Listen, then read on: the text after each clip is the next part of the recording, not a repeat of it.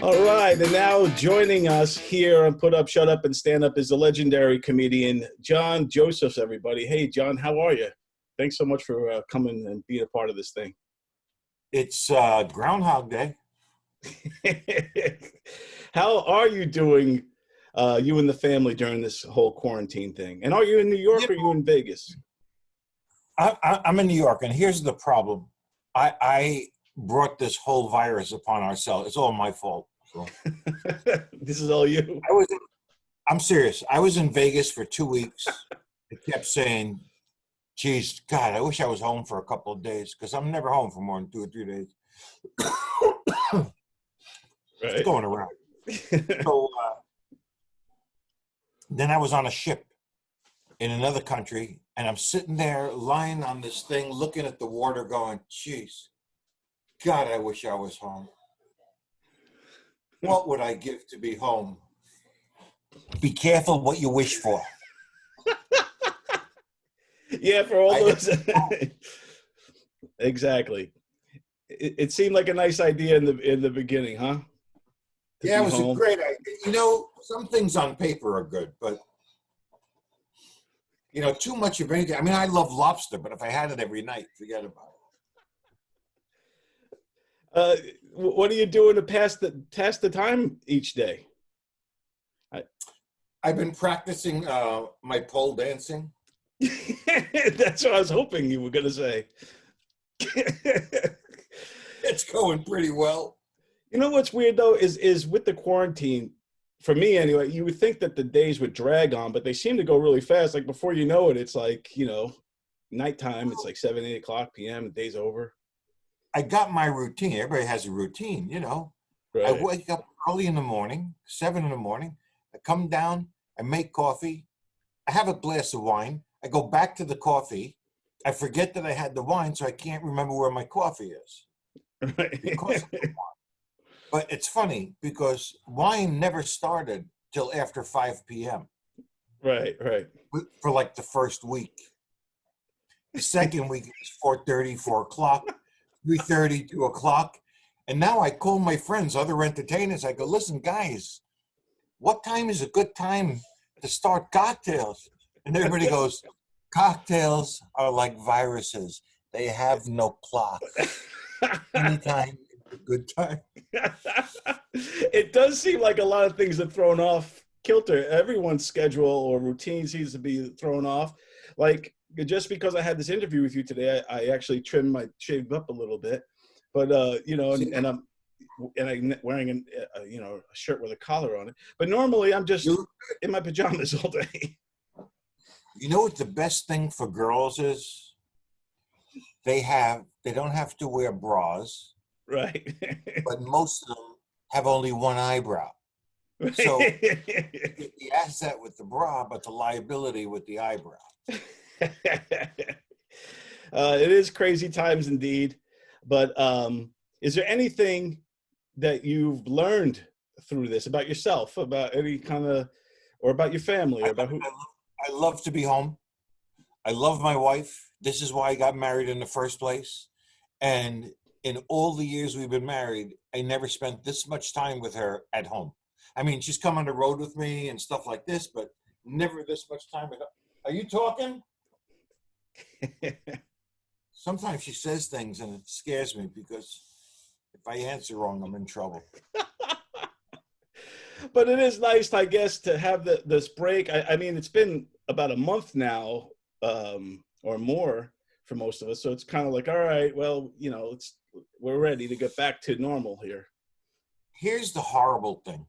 The horrible thing is guys that are on stage their whole lives just want to be on stage.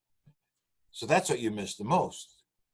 So as much as I love home and as much as I love being with my wife, if somebody called me and said, could you fly to the other side of the world right now to do a show, I'd be at the airport.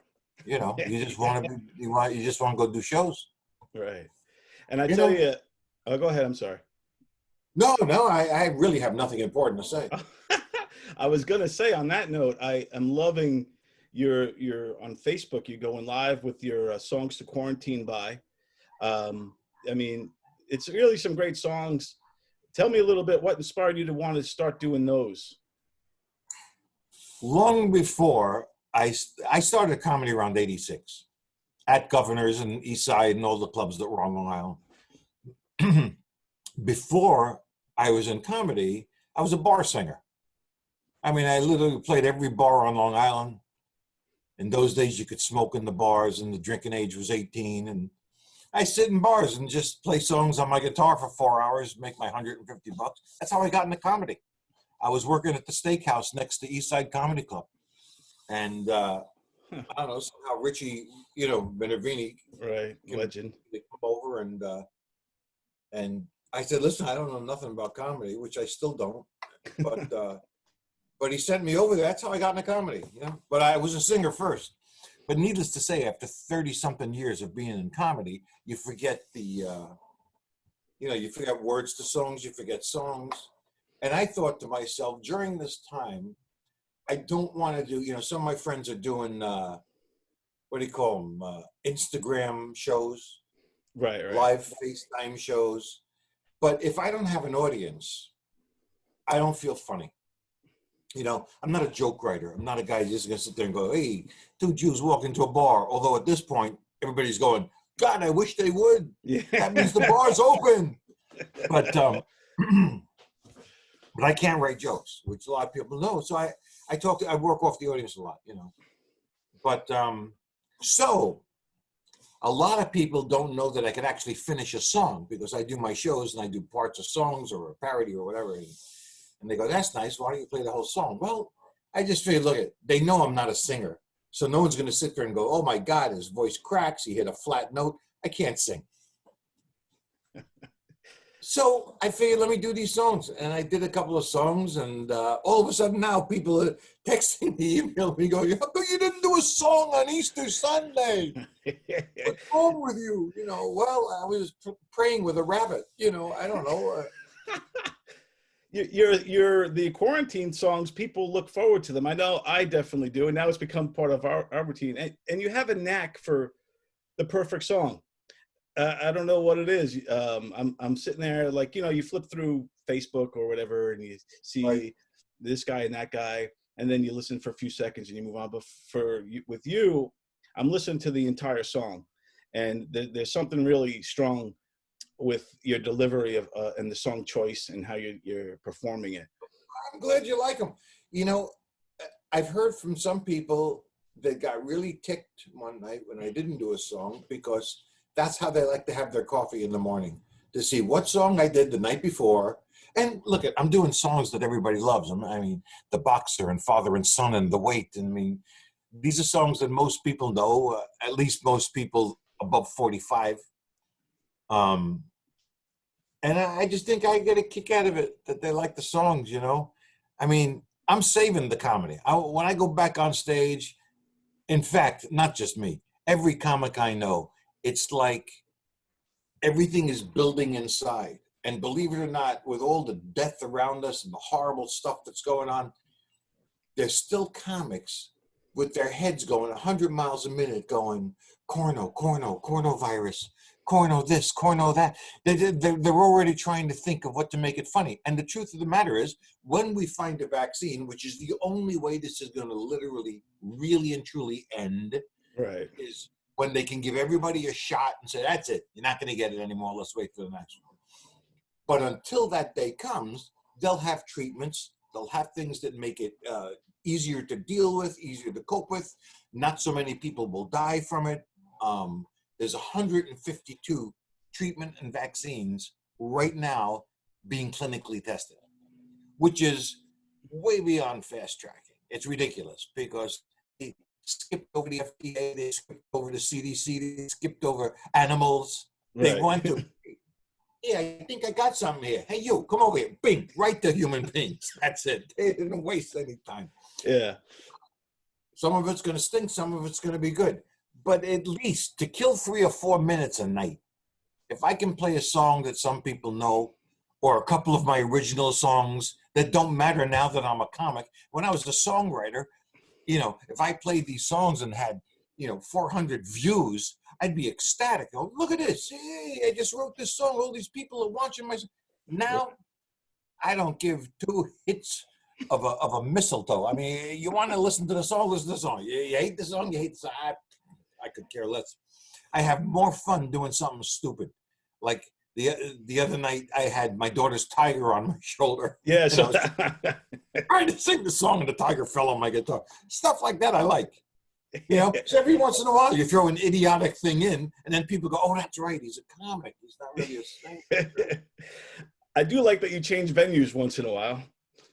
I have so many venues, and I've been trying today to do I keep looking at you because your picture's over here, but the camera's over here. Right, so it's really same problem with me. You know but, I'm just going to put the camera over your head, All right. and that way I'm looking in your direction. Right. Today I recorded Homeward Bound, 2 other songs. Hated them all. They all came out terrible, so I got rid of them. So I tell you a little secret. Don't tell my wife I told you this. Let me make sure. Let me check the codes. I'll check around too. Okay. I think we're good. So before I put these things on online, I sit down with my wife. I go, okay, listen to this song.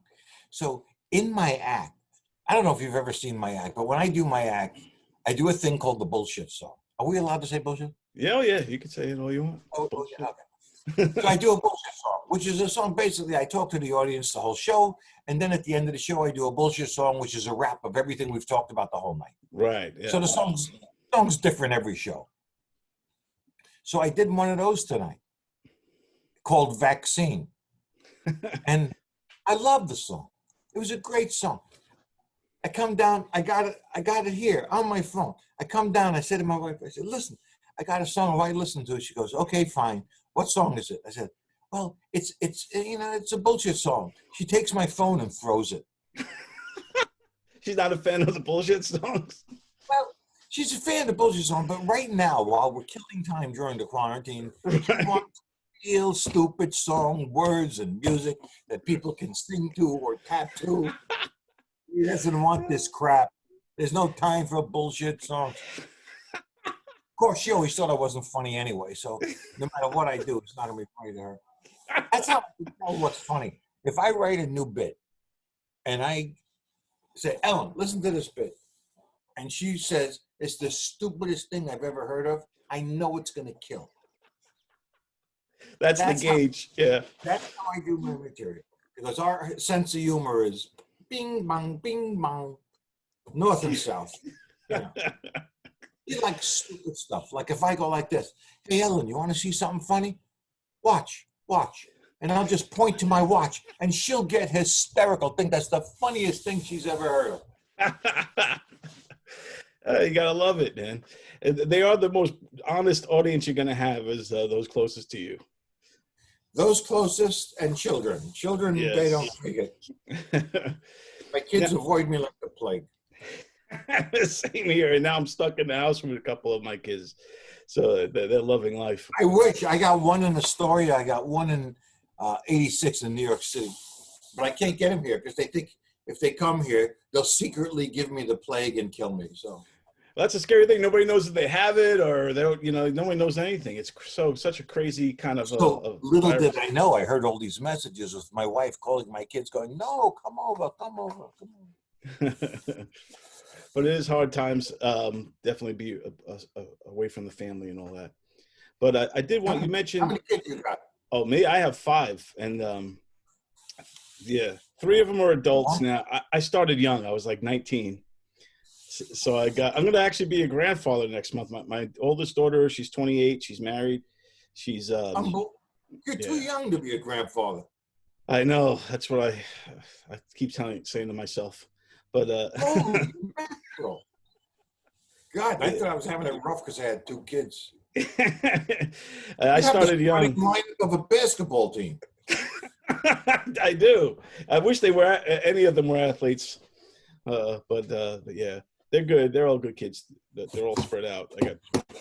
But I did want to say, you mentioned your early career before comedy. You were a singer-songwriter essentially, and learning from your quarantine videos that you wrote a song with Harry Chapin. Is that true? And what's the story behind that? That's pretty amazing. Here's the story. Years ago, when I was I was a kid, probably around, 74. I was like 19 years old. Wow, yeah. And Harry lived in Huntington Bay. His wife, I think Sandy, still lives in the same house. And I lived in Melville. And I used to sing. I did this gig at a restaurant in Huntington called the Hungry Bear. You around long enough to remember the Hungry Bear? It sounds familiar, but it was on Main Street in Huntington Village. I love that Main Street. Yeah, it was a great little town, and they had a lot of places for guys like me to go play. And there was a girl on Long Island. Her name was King. She still lives here. Her name was Kim Stronghead. So me and her and a couple of other guys, we all played guitar, and we all played Nicky's and Centerford and the Hungry Bear and this and that. Make a long story longer, every time I would play the Hungry Bear, I'd play on the second floor on the balcony, and there'd be one table in front of me and a bunch of people on downstairs, but that's how they did things then. And this same lady used to always come and sit at that table, and she'd come with a bunch of books and papers, and she'd write the whole time. I'd play 4 hours, 9 o'clock till 1 in the morning, and she'd just sit there the whole night writing papers and stuff. So I figured this lady's a teacher or something. I find out later she's a teacher at Hofstra University. I said, "Wow, that's great." She's a big fan, And I said, "It's so great. What's your name?" She goes, "Oh, my name is Sandy." I said, "Oh, thank you so much for coming all the time." And she goes, "My husband's a singer too. I'd love you to meet him, And I said, yeah. That's what I want. I want to meet another guy with a guitar who started it."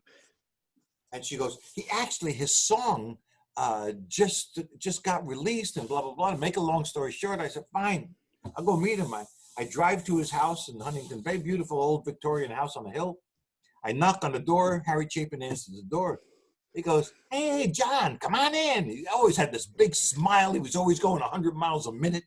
He goes, come on in. I come in the house. I'm like scratching my head going, I don't know this guy from a hole in the wall, And then somewhere in our conversation, he takes me upstairs. He's got a TAC tape recorder.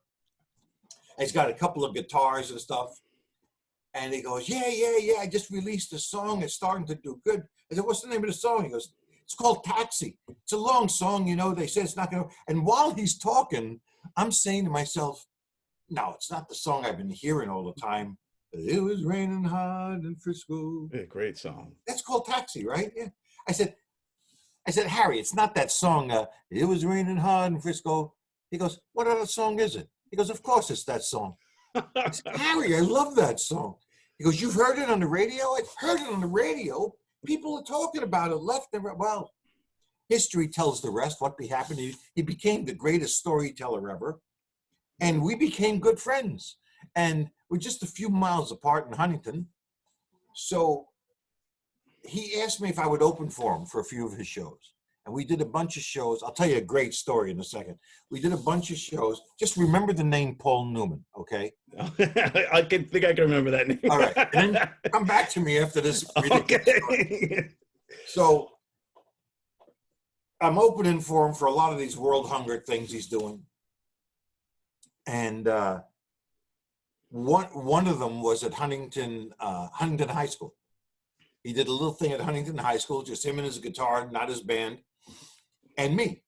So I went out there and did like 30 minutes, and he did like an hour and a half or something. At the end of the show, I went backstage, and a lot of people come back for autographs and things, and this really pretty girl came backstage with an album. In those days, they used to have albums, and she goes, "Listen, my husband's a big Harry Chapin fan. Would you sign this album? Blah, blah, blah." And I said, "Yeah, it was one of his albums." "Or could you get Harry to sign it?" Of course, nobody cared about me, and why should they? I was just the opening act. So I went back to the dress. I said, "Harry, this really gorgeous girl wants you to sign this to him," and blah, blah, blah. And he goes, "What's the husband's name?" "His name is Jay." He signed the album. I gave it to the girl. 2 months later, I met this girl at a party at Hofstra University. She worked in the law library. And 2 years later, I married that girl. Oh, wow. Very nice. And the first time I met her, she was getting an autograph for her husband. Okay. You gotta love how life works. Okay, let's get that little tidbit out of the way. So Harry used me for everything. He was the sweetest guy in the world. And on his last album called On the Road to Kingdom Come, I had written a song called Lenore about this guy. It's Ralph Harris, very funny comic.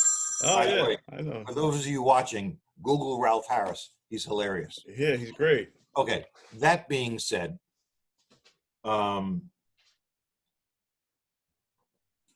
he hang up? All right. I don't know how to work, tools. That being said, I've been working on getting Zoom ready for you. I appreciate April of 2014.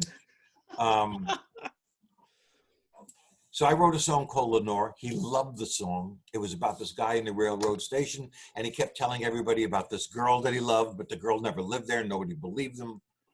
And at the end of the thing, the guy died, and when they were burying him, the guy who kept visiting him all the time, the kid who kept visiting him, said to the pastor, it's a sin that this guy died. And there was this girl there, and he goes, listen, if you're a friend, blah, blah, blah. And he goes, no, my name is Lenore. And it was the girl he was talking about the whole time. So Harry hated the name Lenore and insisted on adding my name to the song. So he decided to name the railroad guy John Joseph. I said, no, the railroad guy doesn't have a name. It's supposed to be ambiguous.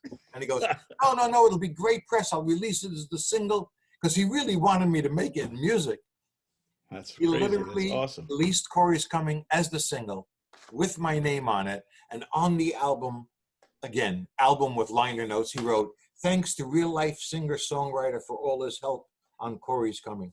And that was my big credit for the song. But it was going to get me a name because it was going to be his next big single. He released the single and died 2 weeks later in a car crash. Wow. Yeah. That was the end of my music career. Wow. That's pretty intense story, man. Like Harry Chapin had a lot to do with your life, and it got your whole lot to do. Your wife and your whole career. lot to do with everything.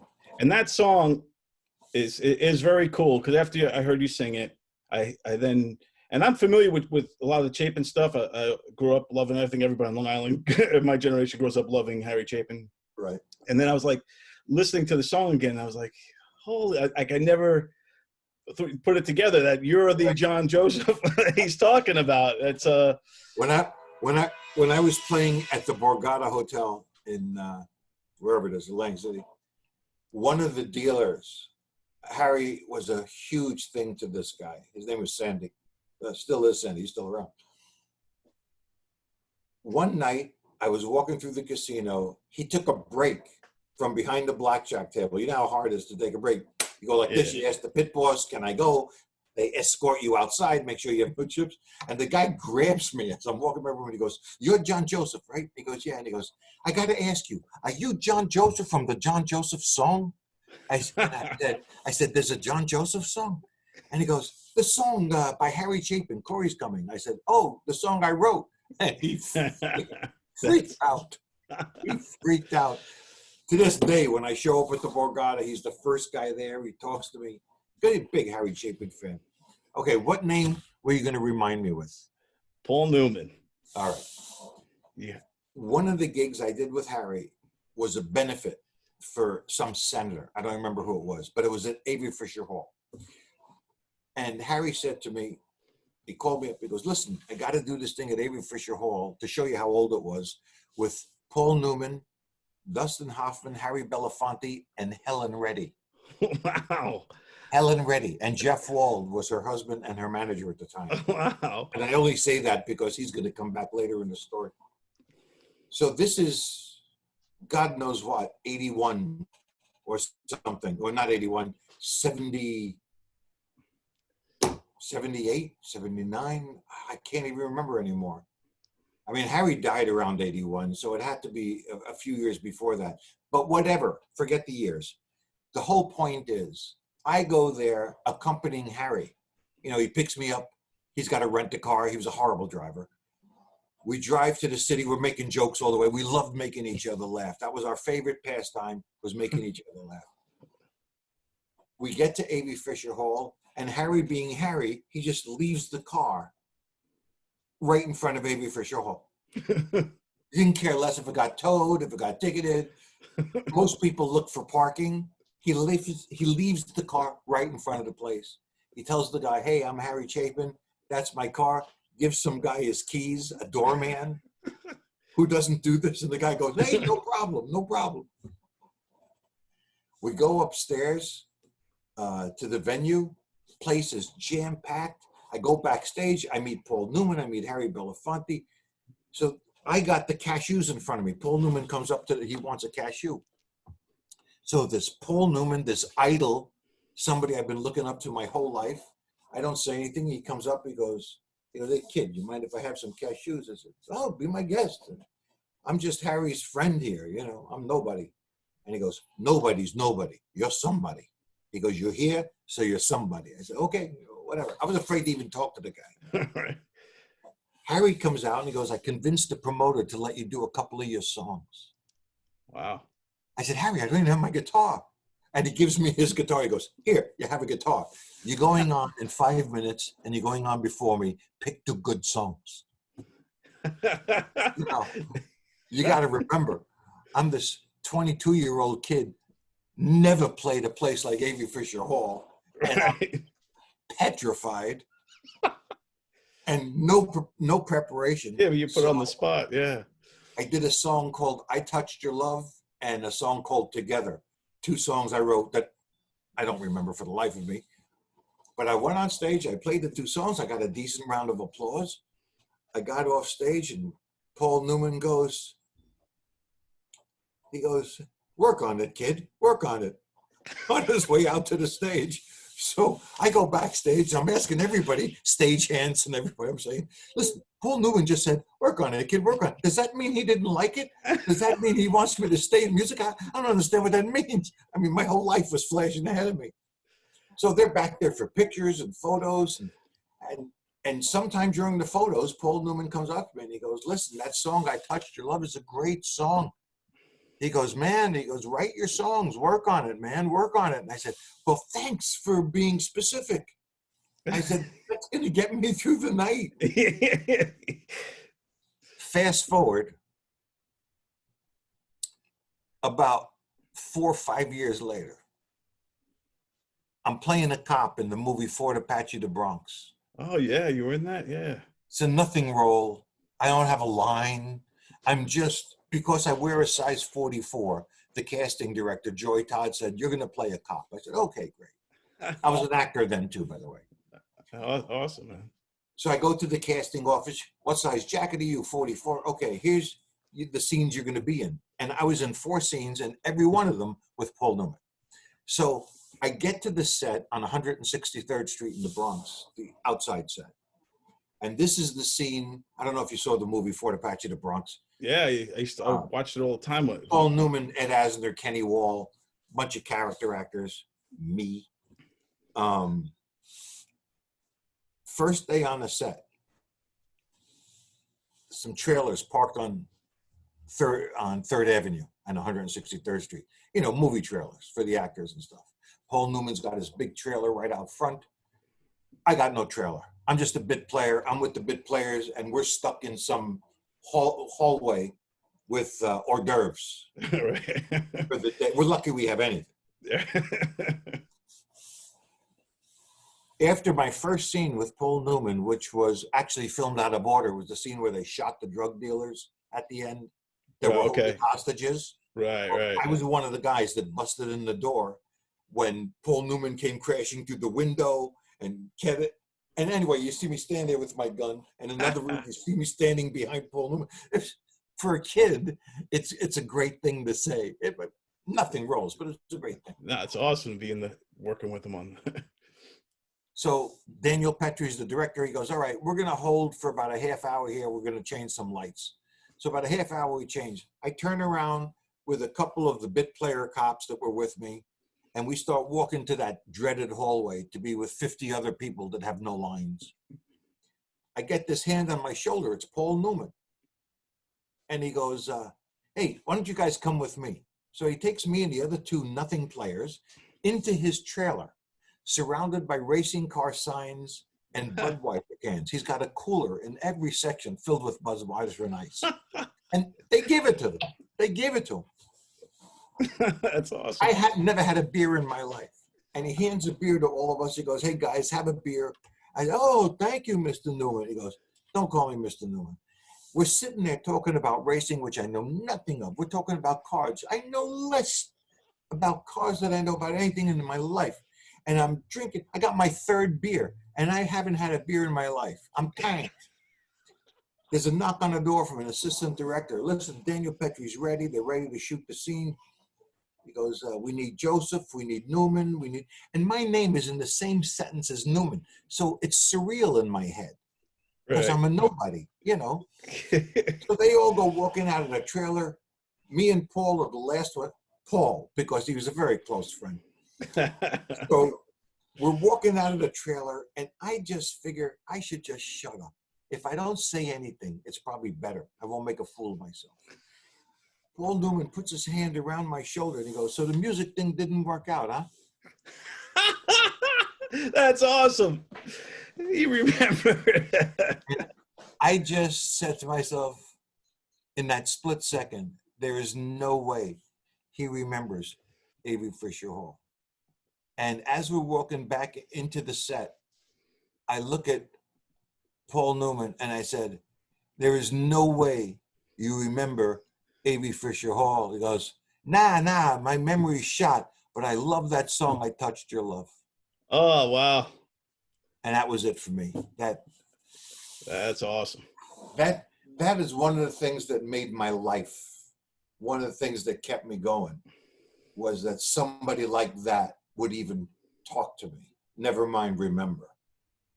Yeah. I don't remember breakfast. He remembered my song. Wow. Yeah. That passed the goosebump test, man. He gave me the yeah, man. That's an awesome. Do it.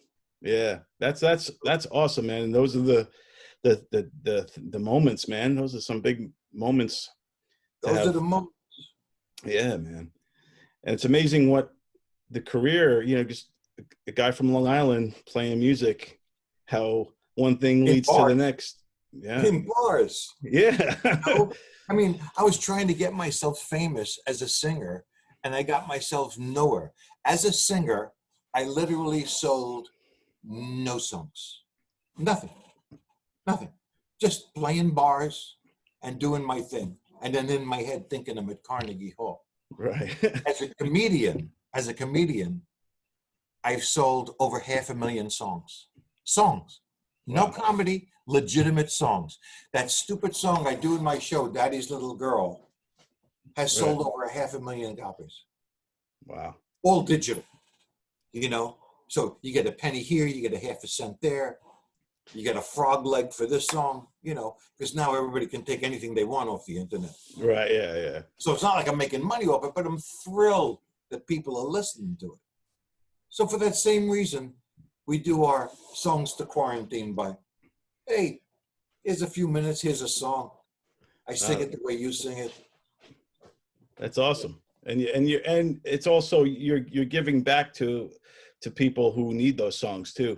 And yeah, we all need something, man. You turn on the news and you listen to these guys talk, and it's like these talking heads are all guessing. They're all guessing, man. You know, oh, nobody can go out of their house until 2022. Save yourselves. Stay in the house. When the guy said that, I wanted to go through my screen and punch him in the face and watch his teeth be stuck to my fingers. I said, no one's staying in the house till 2022, okay? We're doing this now to make everybody happy, okay? But there's been viruses since the earth was born. Yeah, exactly. It was born, and nobody hid for all those days. I understand why we're doing this, but at some point you got to say to yourself, let's function. I haven't had an income since the 8th of March, since I got back from Vegas. Yeah, it's been rough, man, especially for I haven't had any income. performers. And what am I going to do? I was saying to myself, let's see, ships aren't going, Vegas isn't going, Atlantic City isn't going. I could play at Governors. Let me call John Truson over at Governors. It's not there. Yeah. It's not open. One of the greatest clubs in the world. You know? I played these great venues. There's no venues to play. So we're sitting here, you know, we called, just like everybody else, you call all these companies and they're all in the same boat. Your mortgage company, they'll say to you, listen, don't worry about it. Pay it when you can. Your credit company, American Express, the greediest company in the world. Yep. Pay it when you can. Don't worry about it. We're not going to shut it. I talked to PSNG today. They called up. They said, listen, you know, you have $185 outstanding, but were you affected by the coronavirus? Yeah, pay it when you can.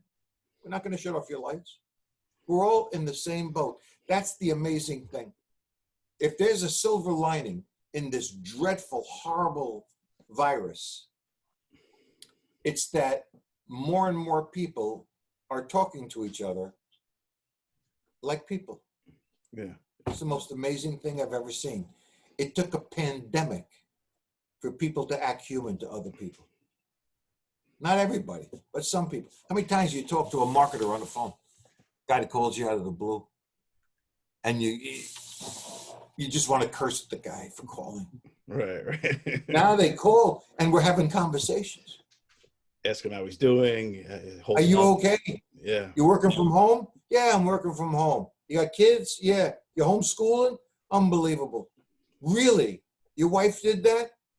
Well, she's a strong woman. My wife's like that. All of a sudden, you're on the phone with a telemarketer for 15 minutes. And he's the one telling you, look, I got to go. No, man, let me tell you one more thing. I can't. I got to go. Give me your cell phone number. I can't give you my cell phone number. Why can't you give me my cell phone number? Well, it's private. Then why did you call me on my motherfucking cell phone? That's great. Well, there's I was talking to Benny Rizzuti, who's my co-host. I love Benny. Yeah, Benny's a great guy. His wife Nancy. He asked me. Wonderful woman, by the way. Yeah, great people. I love them. Great people, just great people. Talk about a lust for life. Yes. Yep, and they're doing their best throughout this whole quarantine as well, and you know, but they mentioned to me that to ask you to tell the story of the private party you had with Don Rickles.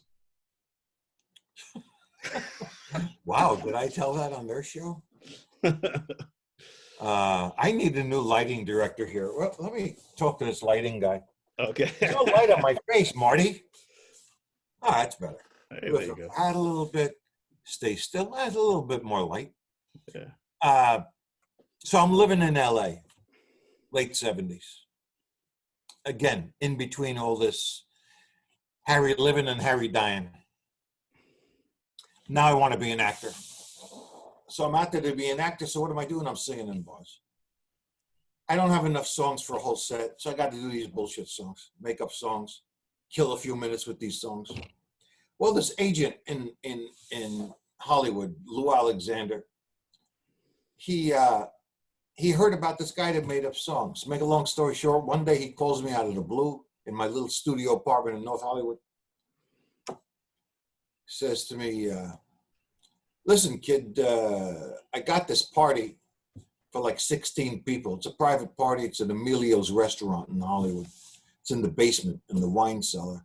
They don't want a comic. They don't want a singer. They just want someone that does something different. Why are you calling me? He goes, well, you know those songs you make up? I said, yeah. And he goes, could you do those for like an hour? I said, no. I said, I worked the whole night finding out information from people, sticking it in my head. So at the end, I can do one bullshit song. I can't do an hour of them. And he goes, listen, it's $250 cash for this gig. Sure, I'll make up songs for an hour. I mean, back then, $250 cash. Yeah. A whole lot of money when my apartment in North Hollywood was $210 with utilities included. Wow. Oh, yeah. Okay. So, yeah, I'll do it for $250. I said, what's the party? It's for a guy, Bob. I don't remember Bob's last name. He was an actor on the Mary Tyler Moore Show. Not a regular, but he was there enough that they were all friends. So I get down to Hollywood. I drive over the hill. I go to Hollywood. I go to Emilio's, I park my car, I look around, there's all these Rolls Royces, like 5, 6 Rolls Royces. I said, jeepers creepers, who are these people with all this money? I go downstairs, I got my 12-string guitar in my hand, I got my black pants, my white shirt, a black vest. I look like a waiter from Olive Garden. Do you understand me? I get down the bottom of the stairs. I meet this man. His name is Larry. Larry comes up to me. I'm Larry. Hi. I'm the one that hired you. He's got a suit on, nice guy. Just a long, narrow room. Long table. There's some guys sitting there. There's some women sitting there. I haven't looked really. I just hear them talking, cackling. So I said to this guy, Larry, I said, thank you very much, for hiring me. He goes, listen, I hear you make up songs about stuff. I want you to make up songs about these 2 bozos right there, especially. I turn around and look at Don Rickles and Bob Newhart. Oh, wow. And I'm saying to myself, again, a surreal moment in my life. Yeah. He wants me to make up a song about one of the most brilliant ad-libbers on the face of the earth, Don Rickles, and one of the funniest men that the history of comedy has ever known, Bob Newhart. And he wants me to do it now. No Not pressure, later. right? Now. So, Mr. Olive Garden waiter, take out your guitar with no sound system. There's no sound system. Because it's a little room. It's a little tiny room. And I'm sitting there with Bob Newhart and his wife, Rickles and his wife, Dan Rowan and his wife, Michael Zinberg, the producer of Mary Tyler Moore, and his wife, and Larry, who's Bob Hope's manager. Wow. And the guy who the party's for, this little skinny guy, Bob, and his wife. They're all friends. Rickles stands up. Hey, schmuck. Are you the guinea pig they brought to make the best comedians in the world smile? I said, no, I'm not here to make you smile. I'm going to play songs. You're probably going to cry. Newhart starts laughing. Newhart starts laughing. He goes, this is going to be fun. I can tell by looking at them, they're all wasted. They've been drinking since April of '84. So I'm looking at these people and they're drunk. Now, it's taken me a lifetime to learn how to perfect a bullshit song, to be able to make up a song about anything and put music to it and make the audience think it's a real song. It's taken me forever. So I stand by the front of the table. I got my guitar on. I start making up a song about Rickles from everything I know about Rickles. And now Newhart, I know they're best friends. So now I'm making up a song about how they're gay. There's no reason their wife should marry them. You never knew this about these 2 guys. First of all, we're in Hollywood. You can't be here unless you're gay. There's no way they're not gay. So I'm doing this. While I'm doing this, they're all laughing, having the time of their life. Rickle, all of a sudden, in the middle of my song, stands on his chair with his scotch in his hand and sings back to me better than I've ever done in my life, rhyming every word. Everything is a dig in my life. He rips me another asshole in 5 minutes after never having done a BS song in his life. That's how good Rickles was. So I'm supposed to be there for an hour. 5 hours later. Nice. My hand to God. 5 hours later, they're all wrapped up. Rickles says to me, you need a ride home. No, I'm good. I got my car outside. He goes, that's not a car. And he points to his car. This is a car. I had a van. He's got a Rolls Royce. His license plate says Mr. Warmth. So nice. Everybody's saying goodbye to everybody. And I'm saying thank you so much to Larry. He hands me $250 in cash. And I'm just saying, this is a month's rent plus a couple of bucks for food shopping. My wife is going to be so happy. Don Rickles comes up to me as his wife gets in the car. He's at the door now. And I'm saying goodbye. I'm saying thank you very much. and he says to me, he says, "Kid, let me talk to you for a second." I said, "Yeah." Now, he's this big. I'm 6'2". Rickles is -4. So Rickles somehow brings me down to his level. And he takes out a chunk of hundreds from his pocket. And he hands me $500 bills. Wow. And he goes, "Take this, kid." I said, "Mr. Rickles," and he slaps me and he goes, "It's done. It's done, for God's sakes. You just entertained us for 5 hours. It's done. D-O on." And I said, "Don, thank you so much." And he gives me one more slap and he goes, "Get some voice lessons." Drives away. Wow. Wow. That is amazing right there. $750. There you go. Most money I ever made in my life at that time, when I was a quote unquote singer, And you know what, like with your stories, they all have one thing in common is that you persevered through intimidation, you know what I mean? Whether it's like Harry Chapin saying, "Hey, you're going to perform right now at Avery Hall in front of, Paul Newman." And then, "Hey, guess what? You're going to make bullshit songs for these two legends." Now. yeah, right now. Yeah, exactly. And you did it and you succeeded. And where a lot of people might have choked. So, you know what I'm saying? So that's yeah, but when you're, when you're 21, 22, you're stupid. You don't know any better. You don't have any fear. You don't have anything to lose. You're just doing your thing. You know what I mean? Right. So it wasn't that big a deal to me. But I'll tell you what, I got a lot of life lessons from doing the music. I learned a lot from the acting part, but all of that made me into a comic. You know what I'm saying? Yeah. Like whatever I do in my show is done because I did all those things. Because everybody comes from every comic I know comes from some place that wasn't easy. Right. Very few of them had it, although there are a handful that always had it good. Right. So it was no big deal. I worked with Rodney Dangerfield years ago, and Rodney told me, he goes, "Hey, kid, you got to be miserable. If you're happy, you're never going to be funny." So I thought I had to be miserable my whole life until my wife smacked it out of me. "Stop being so miserable." Right. No, no, I think, and what's good about you too is you're always kind of I bet you, I don't know if you remember the Comedy Cellar, and I saw you outside, and I told you that I saw you on Benny's show, and then you didn't know me, but we talked for a minute, and then you talked to the guy at the door, and he let us in first. Good. And we got to pick our seats and everything, and then I got to see you perform, and those are stories like for me that mean a lot, and for me it's just shows how generous of a guy you are, and that you, even though you've been in this business for so long, you don't seem jaded by it. You seem like still like a good guy, like a normal guy. Well, I've never really been a good guy, but I'm lucky.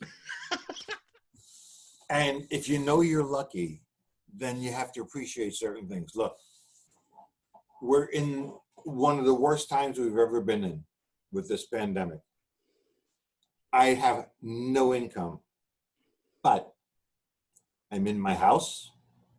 I got my wife, who I adore, and I get to wake up every day to see her. I get to go to sleep every night. This is why I married her in the first place. But I'm used to being gone, home for 1 day, gone, home for 2 days, gone, home for 1 day, gone, home for 3 days. Take her with me, take this. So to be home for these 4.5 weeks, and don't tell anybody, because then they might not find a vaccine. Just leave me here. It's been a great 4 weeks. And no matter how long I stay here, it's going to be great. And we'll figure it out just like everybody else. Everybody's going to figure out how to survive through this. You got to cut down on everything, People are going to have to be understandable, blah, blah, blah. Some people can still work. Some people can work from home. But entertainers, we don't have that luxury. We got to have a venue. Yep. Well, hopefully things start changing soon. Like you said, the vaccines or other solutions, something's going to give sooner or later. Like I don't anticipate us being locked up for quarantine. Here's what I believe. I think between May and July, things are going to start opening up. And I think by July, you're really going to see it open up, because I think by July, if not a vaccine, they're at least going to have a treatment good enough that it's going to stop you from dying. Right. And Exactly. it's going to really lessen the symptoms. Because, you know, people with asthma, respiratory problems, heart disease, when you have a respiratory flu, it's hard on you anyway. And this one, for whatever reason, is especially hard, and it's tough on those people. And there's enough treatments right now that they've used in clinical trials that proves it can lessen the effects of this disease. So if they can really, which they're doing, fast track these things to the point where they use them, and they just, like your doctor has it. You can go to your doctor, get a shot, and at least, like a typical flu shot, it's not that it can't give you the flu, but when you get it, it's going to be a lot less symptoms. Exactly. When that happens, the country's wide open. Yep. So It's got to happen in Europe. It's got to happen all around the world. yeah, it's got to be, yeah. You know, And we can't rush into it. But I think I think you're right on the money. I think once we have some kind of ailments in place where we could control it, at least when people absolutely. get it, yeah, I think then we'll be on the road to normalcy. Yeah, because they'll come up with those testers, you know, quick testers. Somebody will come up with it where there's like a 2-minute test. Bing, you stick a thing in there, you stick it in your mouth. Bing, you know, positive, just like a pregnancy test. Right. You know, Yep. probably Yeah, the same companies will develop it. Yep. And Yeah. and if we all have one of those, then you can do anything you want. True indeed. Well, John, I really appreciate you taking the time to talk to us today. We were terrific. Well, I'm surprised I had this kind of time. I don't have this kind of time, as you can see. Just look around me. I'm very busy. I don't know if you're aware of this, but before I was over there. Oh, And yeah. no, it's true. And about 4 hours ago, and this is hard to understand. 4 hours ago, I was on that side. So there's been a lot of movement today, and I wouldn't do that for a lot of people, but for Don, I would really do anything. Well, I really appreciate it. You're awesome. I want everybody to go check you out. Check out your quarantine songs to quarantine by on your Facebook. Please remind them that I'm not a singer anymore. All right. And also check out, is there any links or anything you want people to check out, like johnjosephs.com or johnjoseph.com? johnjosephcomic.com. johnjosephcomic.com. We'll put that in That's the lower the website third there. Yeah. You're an amazing man. I really appreciate it, my friend, and all the best to you and the family. Thanks a billion. Stay safe. Wash your hands. We'll get over this sooner than later. There's going to be a vaccine. Everything shall pass. That's the way it is. Stay safe, everybody. Thanks. Thank you.